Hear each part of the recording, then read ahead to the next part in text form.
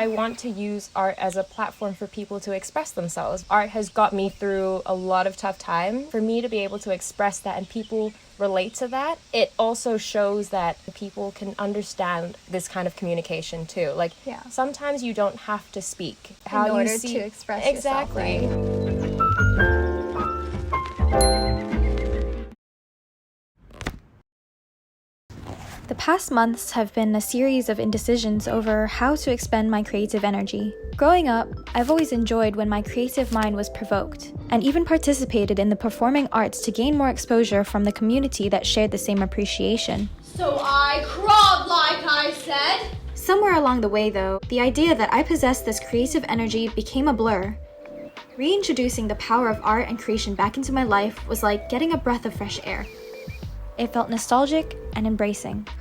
But now, what do I do with it? I wanted life to be like an ice cream parlor, where I can just try a spoonful of the different paths I could go down and strategically decide which outcome I liked the best. But unfortunately, life is more like the ice cream truck that you just hope tastes good and learn your lesson if it doesn't. This resulted in serious decision fatigue. I couldn't choose a path to stick to. So now the question is, which road are we gonna go down? This one or this one? It became more about the concern of how to preserve this long-lost energy than how to exercise it. I was on defense mode. I decided to revert back to the very first rule of thumb I learned in the arts, in theater, when things got too overstructured. Keep it simple, stupid. So I asked myself, what sounds fun to do right now?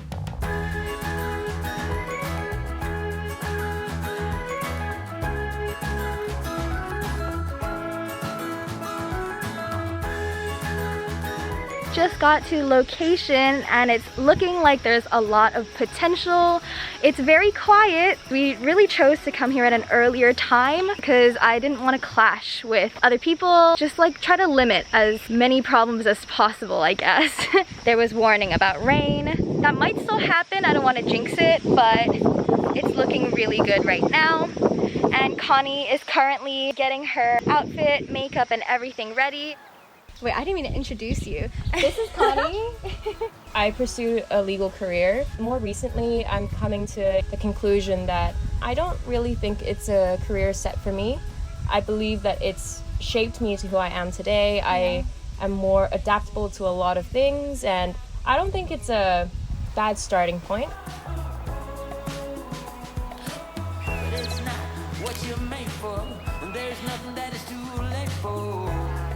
I haven't seen you in like, I want to say 10 years or so. What makes this medium fun for you? I think it's about doing it with friends, especially like I felt like completely comfortable today. Really? Yeah. Awesome. And it was great because we got to catch up too. I think sharing a space where we both find enjoyment or appreciation for connects you and like helps you feel like it's a free space to be who you are. That's why I was trying really hard to not put so much pressure on it, because I did want it to be more of a fun thing today. I like taking photos, but the minute a camera is put in front of me, I also kind of freeze up. Yeah. It's a very strange thing. Like, we're always exposed to cameras, but like media. Yeah, and media. But the moment it kind of like is placed on you, it's a completely different environment.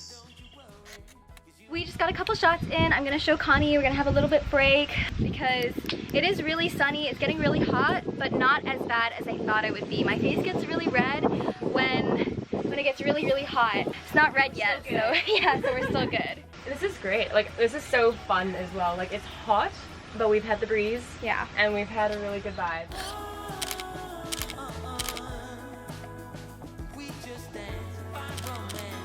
Would you consider yourself a creative or artistic person? I want to say I am. Like, I mean, I grew up drawing most of my life, so photography is an aspect of art. So I have massive appreciation for photographers, photography, and all of that. Even today, it was like the lighting, the angles, everything. It's difficult to do because there's just so many factors that come into play that you have to control. Whereas for me, like, I draw a lot, and so there's control and absolute no control at all. And I think that's why I find it really powerful in a sense, because in your mind you have a set way of producing it, but when you put pen to paper, it comes out completely different. But that's okay. I'm really happy that we came here. We kind of found this place kind of on a whim. Yeah.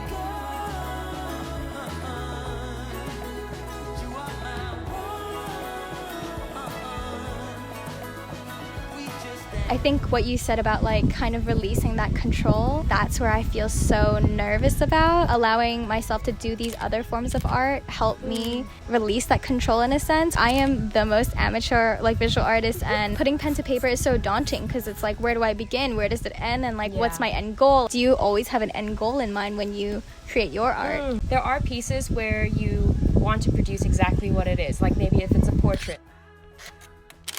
But with a lot of the art that I've been doing a lot recently, my preferred medium is pen. Pen? Just because... Pen to paper? Exactly. Because it's scary. It's one of those where if you mess up one area, you don't go back. Like, you find ways to cover it or make something else out of it. And I think that's what I enjoy most about it, is because you can't control how it goes, you were still able to produce something from it. Yeah. Do you feel like that reflects in your life as well? I feel like it does. I don't feel like we have control of a lot of things in our life, but you make do with what you have. Yeah. Awesome. Take a break. It's actually very productive. Right? I think so too. And it's just like in such a small place, we have everything that we need. When I create art, it's almost therapeutic because you find beauty in different things, even though it wasn't exactly what you set out to do. Why are you passionate about art therapy? When I also thought about studying psychology, it was also the same reason. Like, underlying, I always just, I want to help people and I want to be able to understand them, empathize, and try and be there for those who feel like they don't have anyone. Yeah. And I think for people who don't feel comfortable talking about mental health or their issues, just putting their feelings onto paper or onto anything to create something really, it already speaks a lot as to, what the person feels or wants to say. Art is meaningful because it's a way for people to feel related to.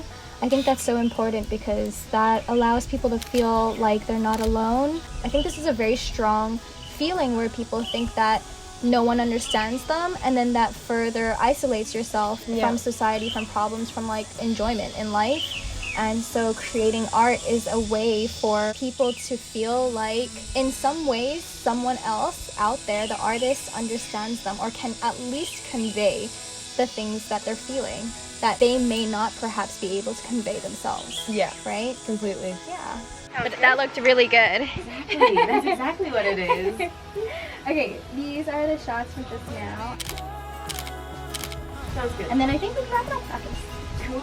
Yeah! Thank you so much for coming today. I think we did really well. I think so too.